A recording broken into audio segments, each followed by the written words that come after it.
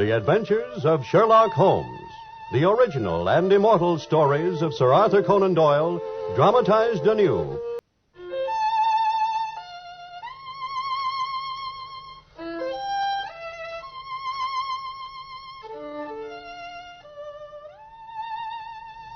I suppose that the affair of the Red-Headed League was always one of my favorites among Sherlock Holmes's triumphs. When I was writing these memoirs of his adventures that always amused and exasperated him so much, I set it among the earliest. Yet the adventure itself didn't occur until rather late in our relationship. Then one day in the autumn, I went back to the dear old haunt in Baker Street for a visit. And there he was, and sitting with him was a very stout and florid-faced old gentleman with the fieriest red hair I've ever seen in all my life. Watson! My dear Watson! Oh, I'm sorry, Holmes. I'm afraid you're engaged. So I am. It's exactly what I meant. Mr. Wilson, permit me to introduce my good friend, Dr. Watson. Oh, glad to meet you, Dr. Watson. Delighted, Mr. Wilson. Mr. Jabez Wilson Watson, who has this moment appeared with what promises to be as strange a case as we've ever encountered. I suppose it's another example of your theory that for the strangest things we must go to ordinary life itself, Holmes. But of course. But if you'll forgive me, Mr. Wilson here hardly seems the kind of gentleman to whom startling adventures are likely to occur. Yes, you're right, of course, Watson. Apart from his blazing red hair, there might appear to be nothing indeed unusual about Mr. Wilson, beyond, of course, the obvious fact that he has at some time done manual labor, that he's been to China, and that he's done a considerable amount of writing lately. Well, upon my soul, Mr. Holmes, how did you know all that? I haven't mentioned a single word. Words, Mr. Wilson, are the least communicative of all things. Yes, but... Your right hand is quite a size larger than your left, for instance, with the muscles more developed. Well, it's as true as gospel. I began as a ship's carpenter. But how... You'll have to forgive him, Mr. Wilson. It's a habit of his. All the same, Holmes, you mentioned writing. Well, what else do you fancy would explain that shiny right cuff of his, Watson? And the left one, with the smooth patch near the elbow where you rested on the desk. All right, then, all right. But China, Holmes? It's the simplest of all. The fish there, tattooed on Mr. Wilson's right wrist. Well, I've made a small study of tattoo marks. That trick of staining the fish scales of a delicate pink is quite peculiar to China. Upon my soul, and I thought at first you'd done something clever, Mr. Holmes. There was nothing in it after all. Omne ignotum pro magnifico. Holmes, your reputation will suffer shipwreck if you're always so candid. However, the problem, Mr. Wilson, the problem... You were showing me the advertisement. Here it is, Watson. You better look at it for yourself. It's from the Morning Chronicle, last April, you see. That was the start of it all. To the Red-Headed League. On account of the bequest of the late Ezekiah Hopkins, there is now another vacancy open. All red-headed men who are sound in body and mind are eligible. Apply in person on Monday at 11 o'clock to Duncan Ross at the offices of the League, 7 Pope's Court, Fleet Street. Splendid, quite splendid, isn't it, Watson? Yes, but what does it mean in all the world? Pray, do you go on, Mr. Wilson? Well, as I was just going to explain to Mr. Holmes, Doctor, I've got a small pawnbroker's business at Coburg Square. Oh, yes, that's near the city, isn't it? Quite a lucrative line of business, I'd fancy. No. It doesn't do much more than give me a living. Oh. I'd hardly have enough to cover the wages, except that my young assistant's willing to come for half pay, so as to learn the business. And what is the name of this obliging youth? Spaulding. Vincent Spaulding. Oh, he's first rate. Couldn't wish for better. Except there never was such a fella for photography. Huh? Yes, snapping away with his camera every minute he is, and then diving down into the cellar like a rabbit to develop his pictures. Into the cellar? He's still with you, I take it? Oh, yes. As a matter of fact, it was young Spaulding who drew my attention to this advert, Doctor. He came into the office one day with that very paper in his hand. Now, I'll tell you what, Mr. Wilson. I just wish to the Lord that I was a red-headed man, the same way you are. Just look. Famous Red-Headed League. there's another vacancy. Red-headed League? Yes, you've heard of it, of course. Not a word. What is it?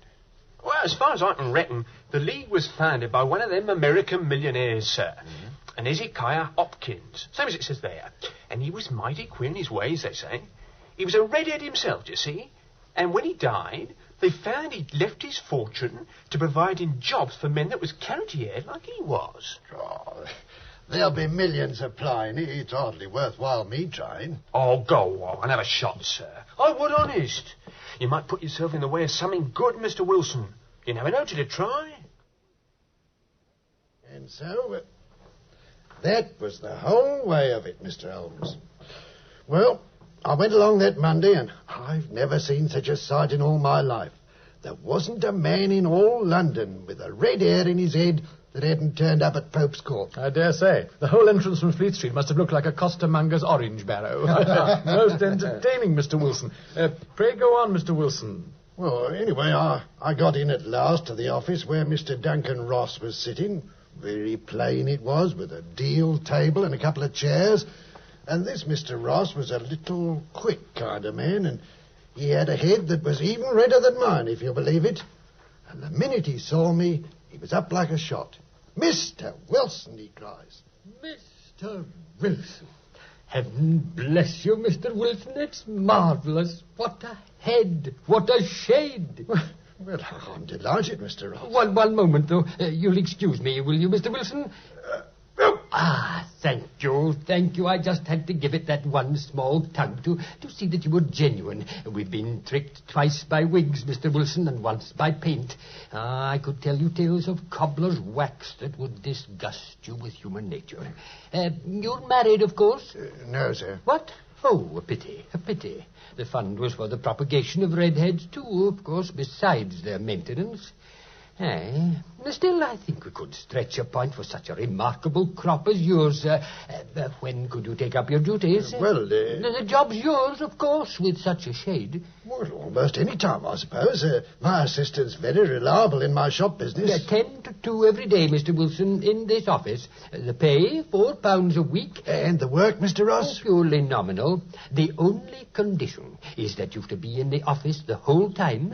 If you leave it for even a minute, you forfeit your whole position forever. The will's very clear on that point. Oh, I wouldn't dream of it, Mr. Rossi. Oh, it's only 4 hours a day after all.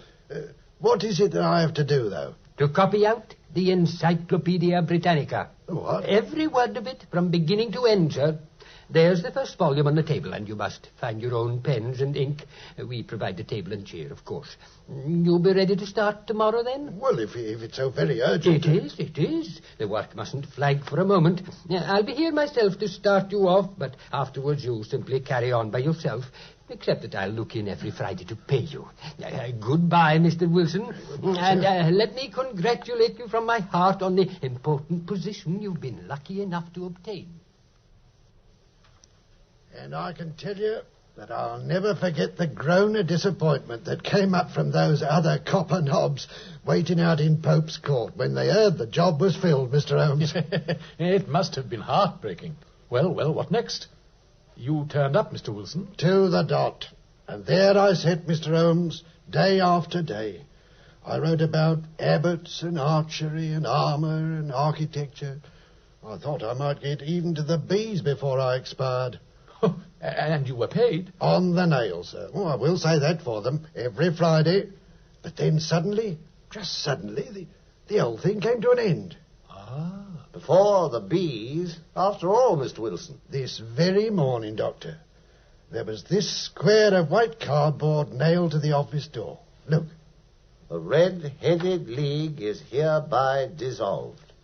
October 1890. Well. Well, indeed, my dear Watson. You made inquiries, of course, Mr. Wilson. Everywhere. And not a single soul in the old building had ever heard of Mr. Duncan Ross, or even of the League itself. What an extraordinary thing. From what I've heard, I think it's very possible that graver issues hang from the singular episode of the Red-Headed League than appear at first sight. Watson, the door for Mr. Wilson, then. Yes. Mrs. Hudson will show him the street. Yes. Good day again, Mr. Wilson, and my thanks for bringing me a problem that is quite worthy of me. Thank you, Mr. Holmes. Thank you. Good day, Doctor. Good day. Goodbye.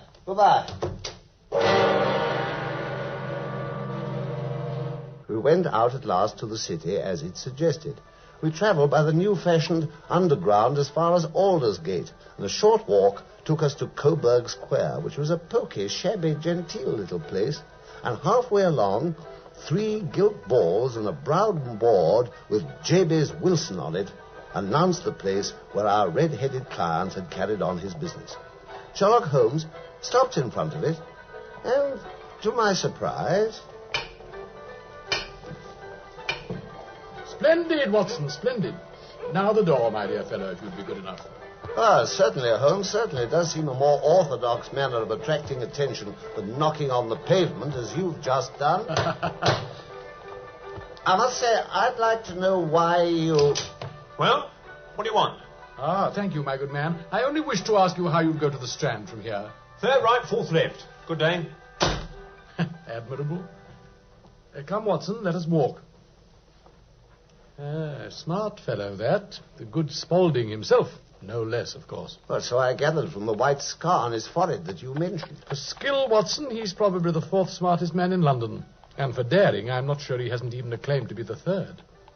Yes, I've known something of him before, you'll gather. Evidently. Mr. Wilson's assistant seems to count very largely in this business of the redheads. I take it that you only asked him your way for the sake of seeing him. Not him, Watson. The knees of his trousers. Indeed? And what did you see? What I expected to see. I dare say, but what? And why did you knock on the pavement with your stick so heartily, may I ask? My dear good fellow, this is surely a time for observation, not for talk. We are spies in an enemy country. Now then, let me see. I'd just like you, Watson, to observe the order of the houses at the corner here. Well, there's Mortimer's, the tobacconist, and the little newspaper shop over there, and there's the Coburg Square branch of the City and Suburban Bank, and the vegetarian restaurant, McFarlane's, the carriage building depot. Excellent, exactly. Well, we've done our work for this afternoon, Doctor, and now we are free until 10 o'clock tonight. Till 10? 10 precisely. I've some little business myself in the interval, but at 10 tonight, Watson, if you love me, meet me there by McFarlane's depot. I'll come by hansom, and I may have some companions with me. Oh, and Watson. Yeah? Your army revolver. 10.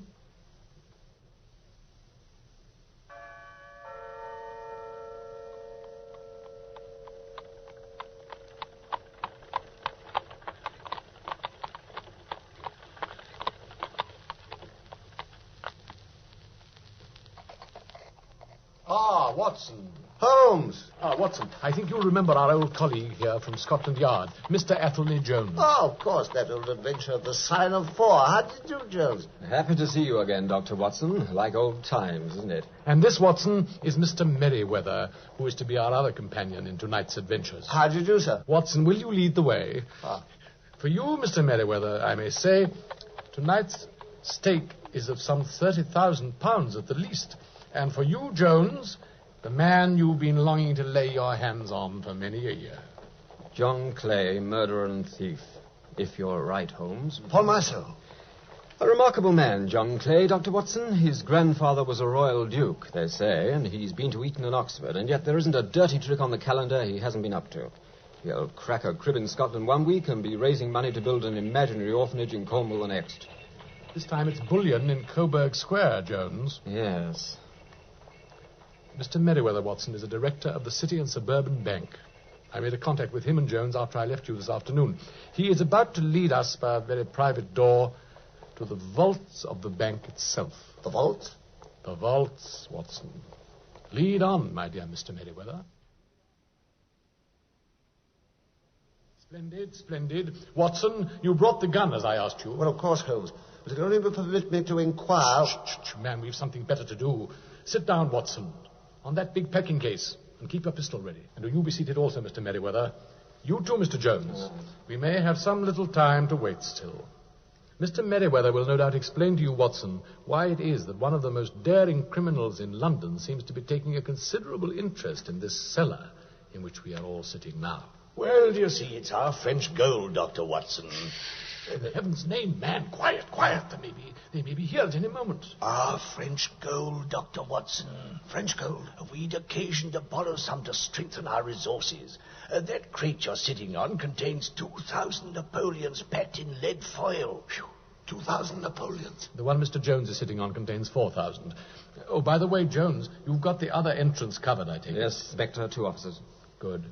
Now, how goes the time? Watson, pray darken the lantern. And keep your eyes glued to the floor there, about 6 feet in front of us, I'd guess. And the moment we... Wait. They're earlier than I thought after all. Quiet now.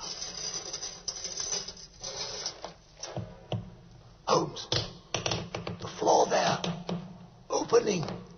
I can see an edge of light. Quiet, Watson. So, got you, Clay. What the... Quick, Watson. I warn you, we're armed, Clay. I've got him, Holmes. I've got him. Hold hard, you scoundrel. I'll shoot. Clay, John Clay, caught in the very act. There's another of them there along the underground tunnel. Run for it, Russ. Run! So use, Clay. The other entrance is covered, too. Your friend's had his run. They'll get him at the other end. Confound you. Oh, it's a fair cop, then. So, you got us after all. Whoever you are. Scotland Yard, Clay. Sherlock Holmes, at your service. What? Oh, it would be. Well, I've never met you, Sherlock Holmes, but...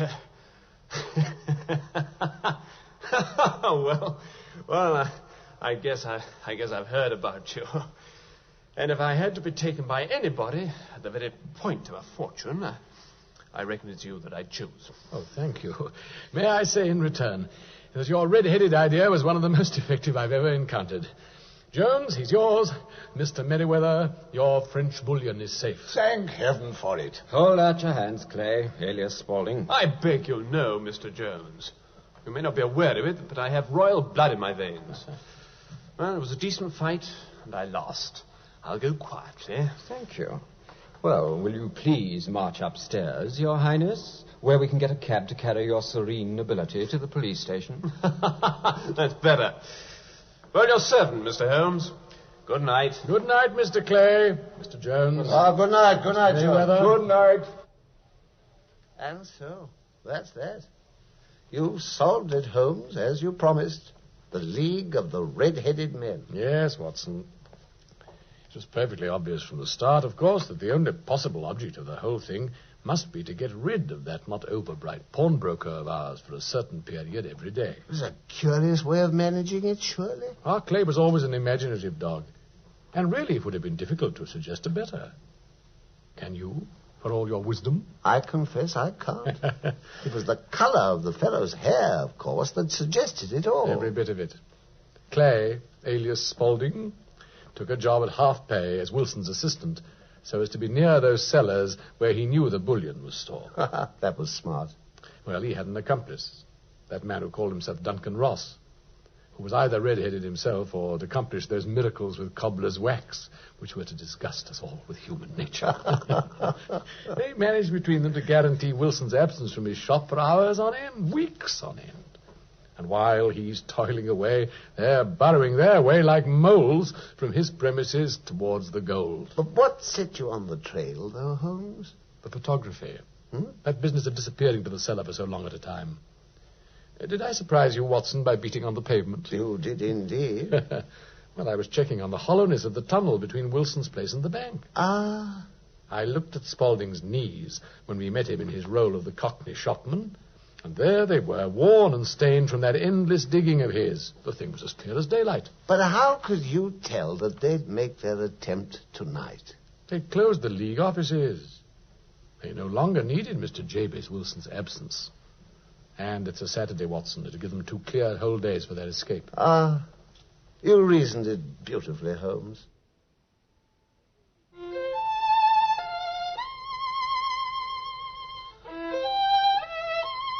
The case of the Red-Headed League. One more among so many. Well.